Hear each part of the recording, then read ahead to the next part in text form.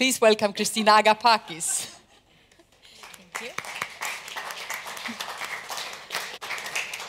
Well, thank you. It's great to be here.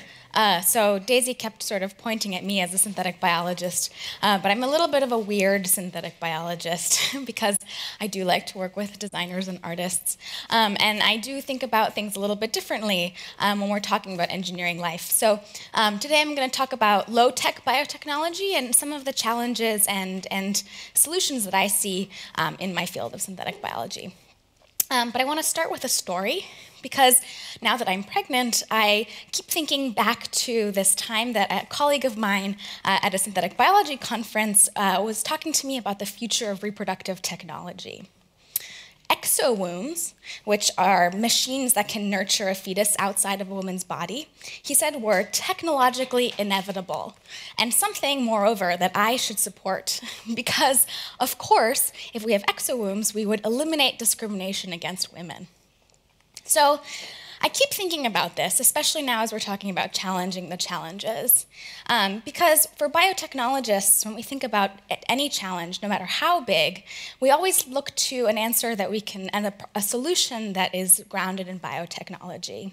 So my colleague correctly identified a very real challenge that we face today, which is discrimination against women. But for him, the root of the problem is biological. So if this problem could be solved biologically. Women give birth to babies, and this explains discrimination. If we get rid of the need for women to give birth to babies, we would then eliminate discrimination. Of course, it's not that simple. Just looking at the difference between the US and Sweden, for example, and the differences in the amount of equality and social equality amongst genders, you see that really it's not about technological changes, it's about social, political, and economic changes that are going to really make a difference. So equality is not about wombs, natural or artificial. It's about all of these other things put together. So this is something that I see over and over again in my community of synthetic biologists. And I've come to see it as a challenge in and of itself.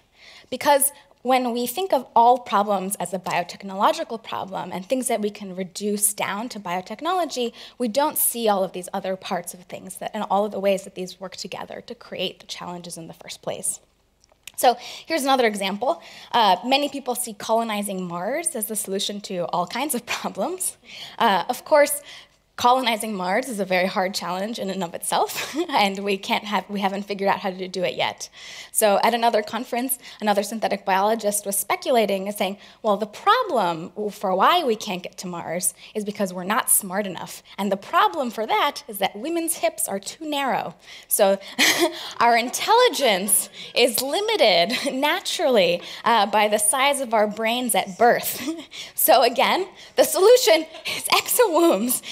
In which you could gestate a baby with an artificially or an arbitrarily large brain and large head. So I want to be clear here that this isn't what these scientists are actually working on, but I think that the way, it's a good example to show how people do think about much simpler problems and smaller problems in their own work, and how we think about problems and biology in general. So what can biology do if we're not going to be able to solve all these problems? I think right now one of the most powerful things that's happening in biology is a change in how we understand our bodies and the way that our bodies interact with ecosystems. So it's not about actually solving problems, but about changing the way that we think about biology and about ourselves. So since the first industrial revolution, the metaphors that we use for talking about our biologies are coming from our technologies. So bodies are like machines, our brains are like computers. The anthropologist Emily Martin has written a really fascinating book called The Woman in the Body about how the language and technology that we used when we're talking about pregnancy and childbirth have actually made us kind of imagine women as machines that produce babies. When we think about bodies as squishy and really kind of inefficient machines, it's no wonder that we would think that the solution is to make machines to replace that kind of biology. Today, many people think that we're going through another kind of industrial revolution, one that's based on biology instead of machines or computers. And I think that means that we're slowly seeing a change in the metaphors that we're going to use. In synthetic biology, we have tried really, really, really hard to cram biology into these metaphors of machines and of computers. We talk about genetic switches and logic gates, about DNA software and hardware, and about interchangeable parts that we would be able to completely control. But what we're finding 15 years after this kind of conversation started is that it's actually much more complicated than that. When you actually start manipulating living things, when you start changing the DNA of an organism, what you're finding is the way that everything is all connected together in really complex ways. So it's through the failure of many of our experiments that we're beginning to understand something about biological context. And that means the network of the cellular interactions that are happening inside the cell, the diverse ecosystems that exist outside of the cell, and the political, social, and economic context of the scientists who are working in the real world. A deeper understanding of these ecological contexts in the past 10 years has also radically changed the way that we understand our own bodies. We're not just machines anymore, we're actually ecosystems. We have trillions of bacteria that live on our body, all sorts of living things, not just bacteria, fungi, archaea, and viruses that are all interacting with our physiology. Our bodies are rainforests of incredible biodiversity that we're just beginning to explore. Thinking about our bodies as ecosystems also reorients us to the way that our bodies, that way that we interact with the wider environment.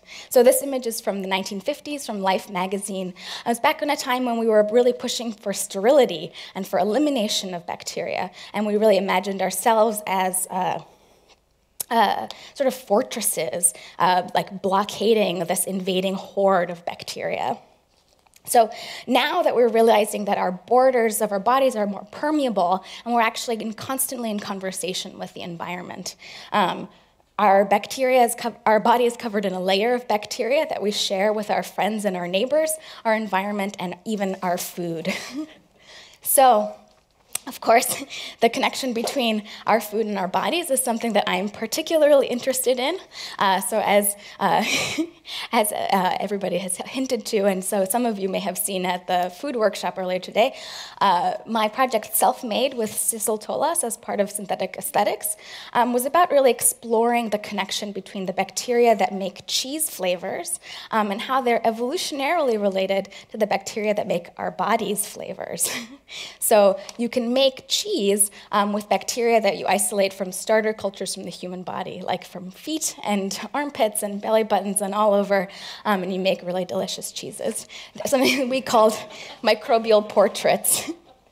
So during the project, I learned a lot about microbiology, and I learned a lot about disgust and food culture, but I also learned a lot about what I have come to call low-tech biotechnology. So we made these cheeses in really high-tech and very advanced laboratories, but we also made them in very low-tech kitchens.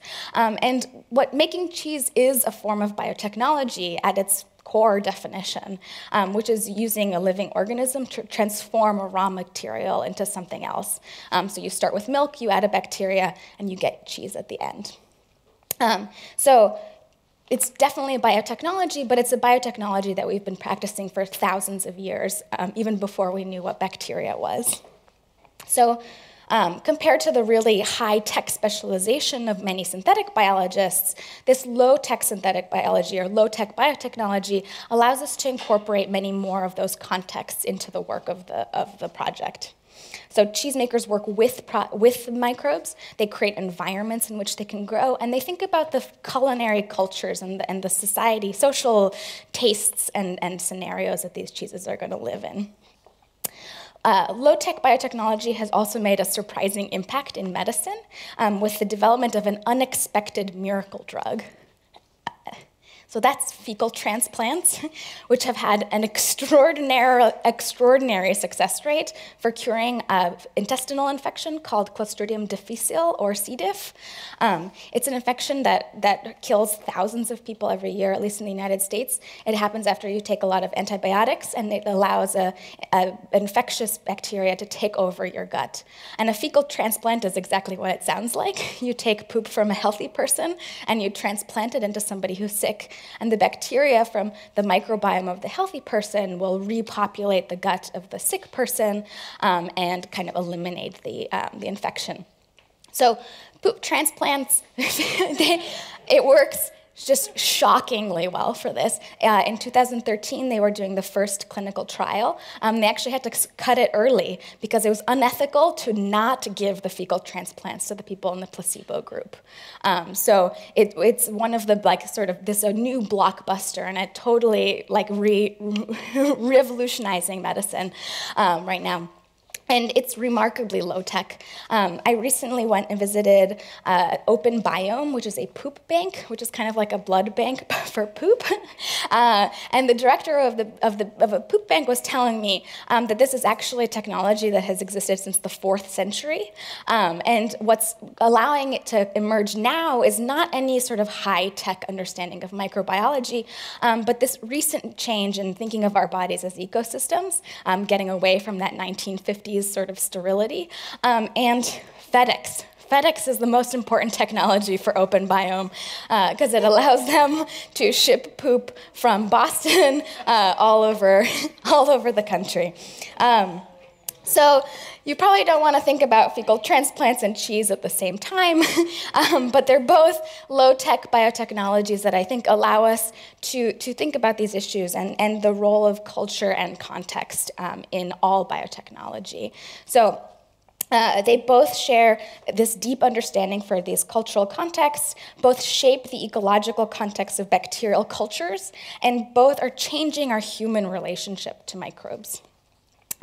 This kind of low-tech biotechnology doesn't need highly specialized equipment or any sort of fancy new stuff, but it requires care and cultivation to create the right environment and to kind of create the right situation for all these things to grow in together. Biology is really powerful and diverse, and it's really complex and defined by the way that things work together in these ecological relationships. I believe and I know that biology and biotechnology are going to play a really big role in addressing global challenges now and in the future, but it's not because they're going to make us more like machines. Hopefully, it'll make our machines a little bit more like us. Thank you.